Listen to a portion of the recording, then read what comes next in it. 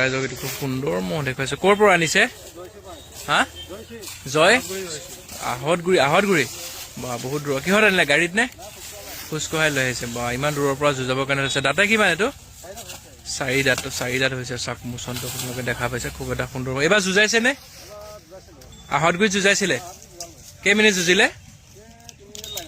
3 minute. আৰু তাৰপিছত আৰু বেলেগত 5 মিনিট লাগি জিকিলে। পুৰস্কাৰ পালে নে তৰাবৰীত? 3000। তো তৰাবৰীত 3000 টকা পালে 5 মিনিট যুঁজ কৰি। চাওক এটা খুব সুন্দৰ মহ হয়। মহৰ মালিকৰ নামটো কৈ দিয়ক এবাৰ। কাকু দাস। চাওক খুব সুন্দৰ মহ হয়। আশীৰ্বাদ কৰিব যাতে। আজি জোৰ হৈছে নেকি? আহি পাইছে অঁ। তো জোৰ হ'লে ৰাইজে ভাল খেল এখন দেখা পাব। চাওক কাকু দাসৰ মহ আহতগুৰিৰ পৰা লৈ আহিছে। খুব এটা সুন্দৰ মহ হয়। চাওক গাইছ শিঙামান দেখিছে কি সুন্দৰ।